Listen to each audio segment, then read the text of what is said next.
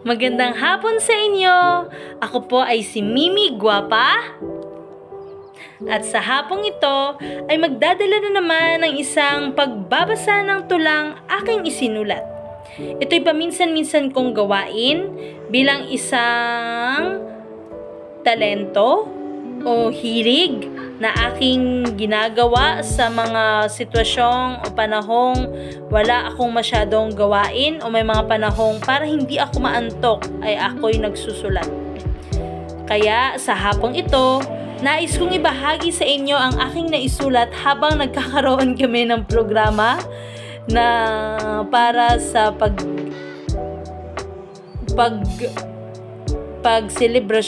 isang selebrasyon para sa wikang pambansa ngayong buwan ng Agosto.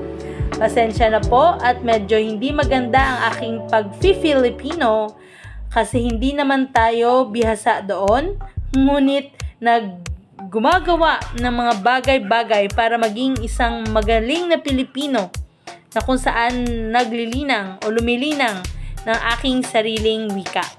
Kaya sa hapong ito, ako'y magbabahagi ng wikang Filipino na tula at ito'y aking pinagmagatang wikang mapagpalaya.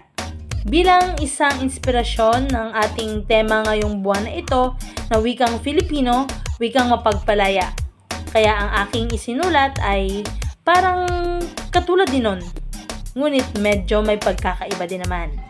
Kaya naway inyong magustuhan ito at kayo ay maingganyo at ang inyong mga damdamin ay magalaw ng tulang aking naisulat at aking babasahin sa panahong ito. Wikang mapagpalaya. Tahimik. Hindi masabi ang mga ninanais. Para bang nakatali sa isang napakalaking bigkis. Hindi mapalabas kung ano ang meron ako. Hindi mapagtanto kung ano ang meron tayo. Masakit sa puso at isip ang sitwasyong ito, ni hindi mo alam kung normal ka pa ba o sinto-sinto. Hindi mo mailugar ang sarili sa tamang pwesto. Hindi mo alam kung pati siya ay nakakaramdam din ng pakiramdam mo. Sapagkat ang solo oben ay hindi maisambit, parang pipi na kumakanta na walang tinig na maiawit. O minsan naman ay parang silang plakang sigaw ng sigaw, ngunit walang nakikinig at nilalangaw.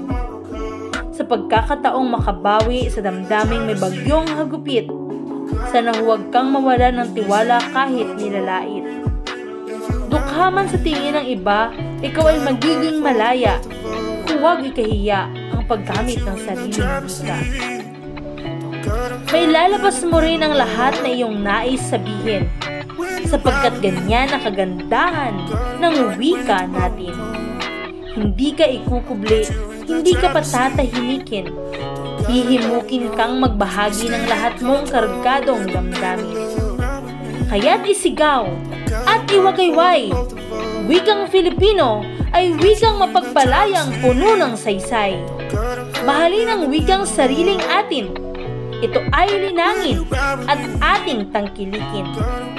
Huwag magpalupig sa mga banyagang salita na nagdadala palalo ng dibisyon at pakla sa maralitang sitwasyon na meron sa bansang Pilipinas dahil sa kawalan ng pagmamahal na wagas.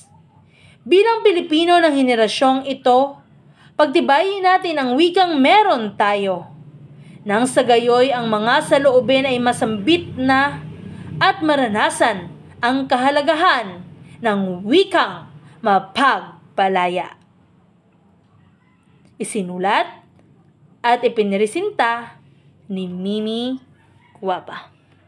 Wikang mapagpalaya, isinulat ng 1:48 hanggang 2:03 ng hapon ngayong araw na ito, Agosto 30, 2024.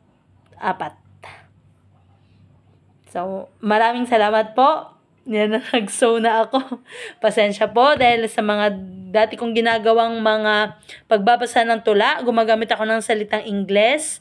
Ngunit ngayon, nagpaplano akong minsan magagawa din ng ganito, na wikang Filipino ang gagamitin ko. Pero sana po ipagpasensyaan nyo kung medyo bako-bako ito o medyo may kamalian. Kasi hindi naman talaga ako hindi naman talaga ako pinanganak na nagsasalita ng Tagalog, kundi ng Bisaya po.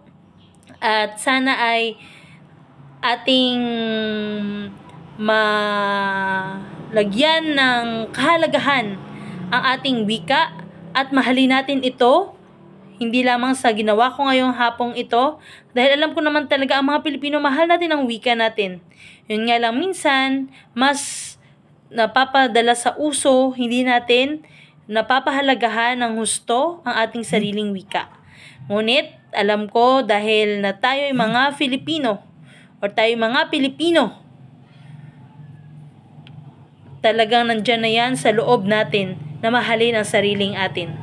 At sana tayo ay mapaalalahanan ulit o atin ulit siyang maalaala na sa mga panahong ito, hindi lamang sana buwan ng Agosto, ngunit dapat buwan-buwan, linggo-linggo, araw-araw, oras-oras, minu-minuto, sigu-segundo, ating pahalagahan, ating mahalin, ang ating-atin, ang sariling atin, ang wikang Filipino, wikang mapagpalaya.